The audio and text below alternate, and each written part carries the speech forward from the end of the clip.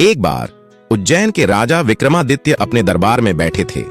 तभी एक तांत्रिक आया और राजा से कहा कि यदि वे उसके लिए एक विशेष साधना करेंगे तो उन्हें अद्भुत शक्तियां प्राप्त होंगी। राजा विक्रमादित्य को चुनौती पसंद थी, इसलिए उन्होंने तांत्रिक की बात मान ली। तांत्रिक ने राजा को एक जंगल में एक पेड़ पर लटके एक शव वेताल को लाने का कार्य सौंपा। राजा विक्रमादित्य ने साहसपूर्वक उस पेड़ पर लटके हुए शव वेताल को अपने कंधे पर उठाया और उसे लेकर चलने लगे। लेकिन वेताल चालाक था। उसने राजा से कहा, यदि तुम बिना बोले मुझे यहां से ले जाओगे तो मैं तुम्हारे साथ चलूंगा, लेकिन अगर तुमने रास्ते में कुछ भी कहा तो मैं फिर से पेड़ पर लौट जाऊंगा। फिर वेताल ने राजा को एक कहानी सुनाई। कहा, हे राजन, किसी राज्य में एक राजा था। उसकी 3 ब्राह्मणों की सुंदर पुत्रियां थीं। तीनों बहनें बहुत ही सुंदर, बुद्धिमान और गुणवान थीं।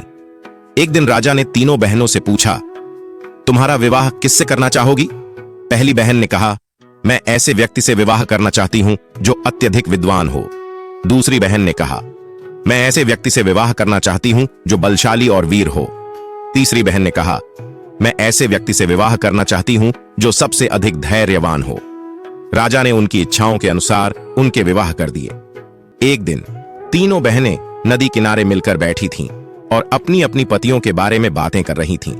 पहली बहन ने अपने विद्वान पति की तारीफ की, दूसरी ने अपने वीर पति की और तीसरी ने अपने धैर्यवान पति की।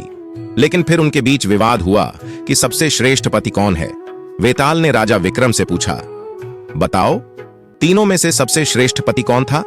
राजा विक्रम ने सोचा और उत्तर दिया, तीसरी बहन का पति सबसे श्रेष्ठ था, क्योंकि ज्ञान और शक्ति समय के साथ कम हो सकते हैं, लेकिन धैर्य हमेशा व्यक्ति को मजबूत बनाता है।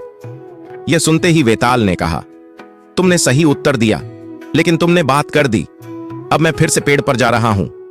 इतना कहकर वेताल फिर से उड़कर पेड़ पर चला गया और राजा विक्रमादित्य को उसे फिर से पकड़ने के लिए लौटना पड़ा।